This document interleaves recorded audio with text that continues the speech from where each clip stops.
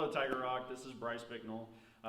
We're here to discuss our Tiger Cub testing. So our lessons are all digital, our testings are going to be all digital as well.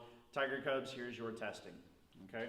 So first thing we're going to do is you need to have a Dropbox account set up. There's a free Dropbox. All you do is download the app. It allows you to upload videos and pictures and then to a file, and then once you've done that, you can go ahead and add somebody else to that file by entering their email address. This is how we're going to hold our testing this cycle. Okay. So create that Dropbox, create a file for us, tag us in it. You're going to shoot a video of the students performing their testing. Okay. The very first thing we're going to start off with is our Tiger Cub promise.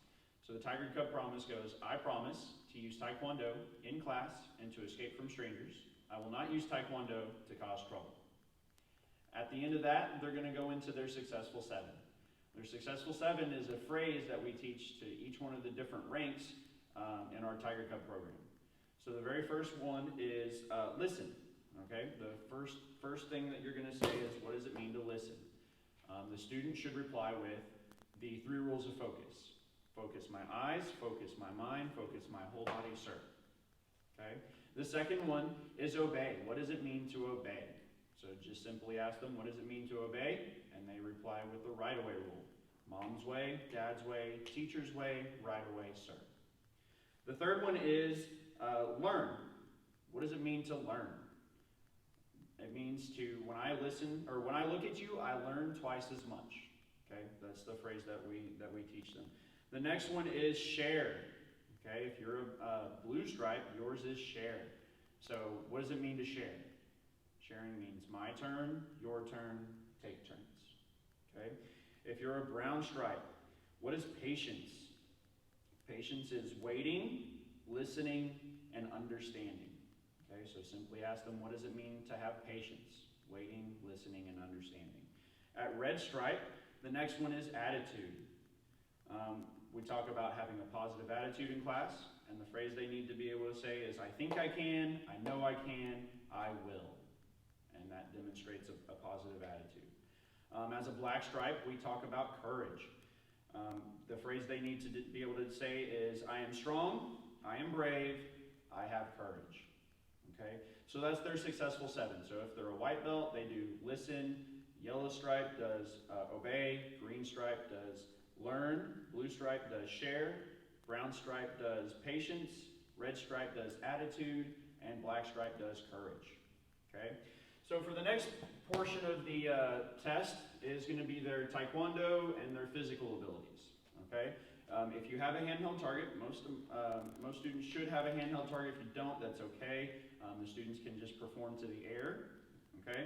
But we have a handheld target here, and what we're going to start off with is high blocks. So the students are going to start with a high block above their head here.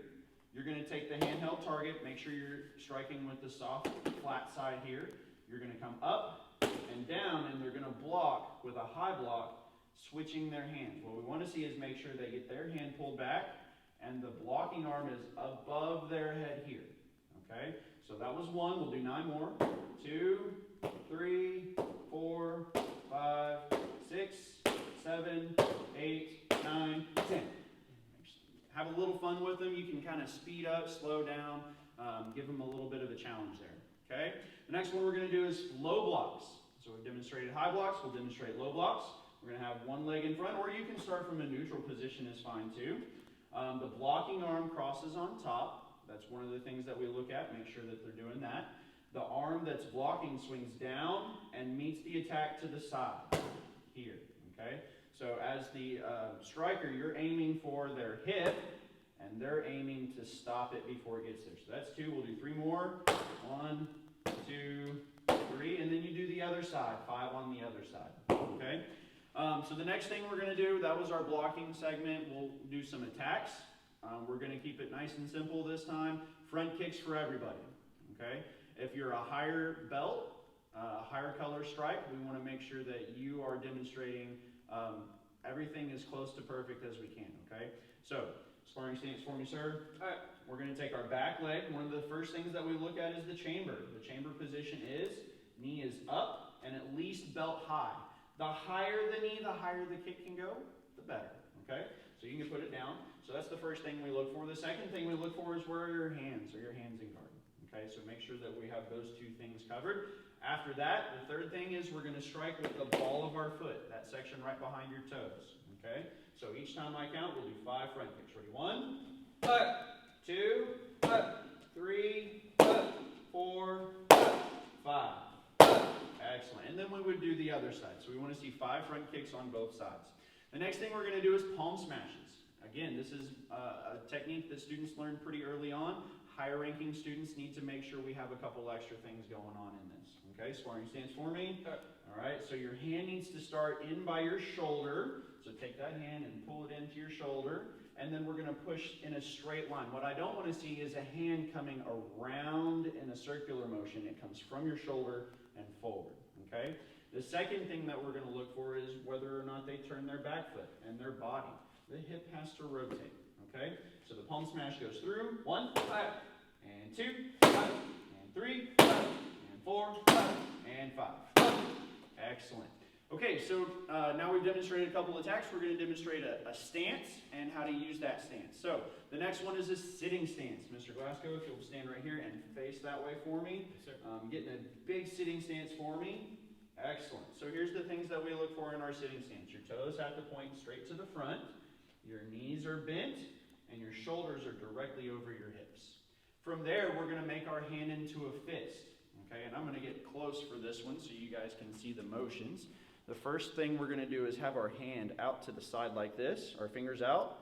We're going to push them together, and then they roll down until they can't roll in anymore. Then we're going to take that thumb, and it goes underneath those 2 fingers. Okay, we tell our students that your thumb is finger glue. Okay, you have to touch 2 fingers with it. We don't want to put it inside of our fist like this. That's bad. All right, it doesn't go on the side and wrap around the front like this. It needs to be on the bottom. Okay, so they need to make your hand into a fist.